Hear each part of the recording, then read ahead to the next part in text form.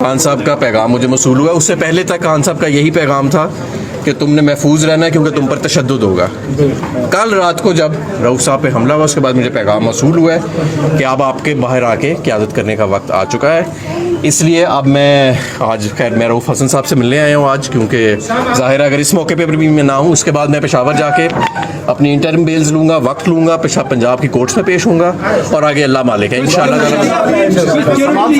जी कोई सिक्योरिटी नहीं, अल्लाह की सिक्योरिटी जी। सब बाहर निकलेंगे अब इंशाअल्लाह।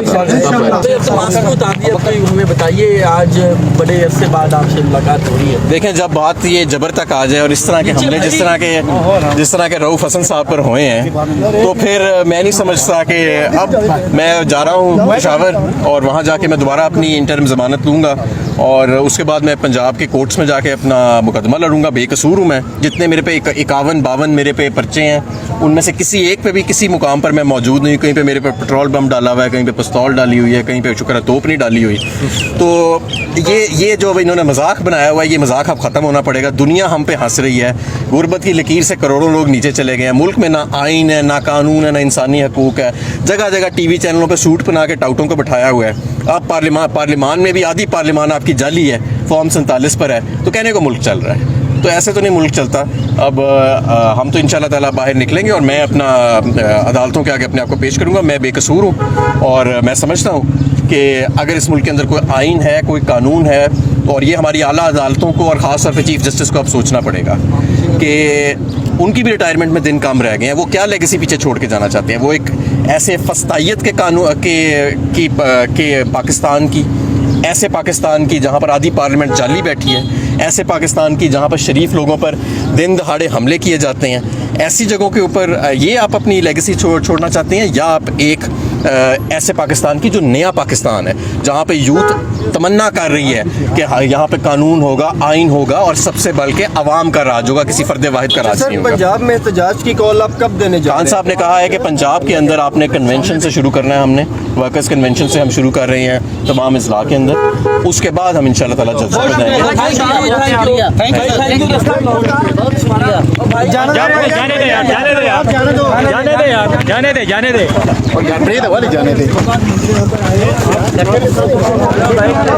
मुझे नहीं पता, मैं तो देखिए अकेला था और अल्लाह ताला की ज़ात है जिसने मुझे अभी तक बचाए रखा है। मुझे बड़ी धमकियाँ मिली हैं मफरूरी के दौरान। मुझे ये भी कहा गया कि अगर मैं पकड़ा जाऊँगा तो मुझ पर तशद्दुद होगा, लेकिन बहरहाल मैं हर चीज़ के लिए तैयार हूँ।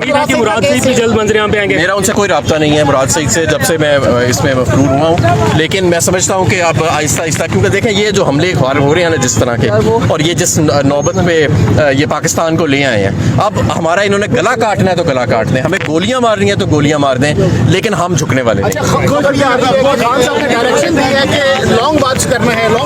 मेरे पास अभी ऐसी डायरेक्शन नहीं है।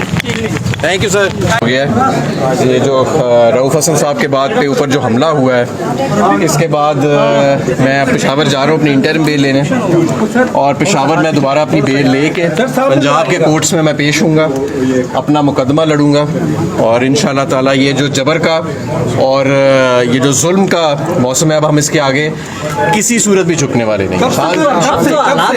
खान साहब का कल रात को रऊफ हसन साहब के हमले के बाद हो गया ये जो रऊफ हसन साहब के बाद पे ऊपर जो हमला हुआ है, इसके बाद मैं पेशावर जा रहा हूँ अपनी इंटरम बेल लेने, और पेशावर में दोबारा अपनी बेल लेके पंजाब के कोर्ट्स में मैं पेश हूँगा, अपना मुकदमा लड़ूंगा और इंशाअल्लाह ताला ये जो जबर का और ये जो जुल्म का मौसम है, अब हम इसके आगे किसी सूरत भी झुकने वाले नहीं।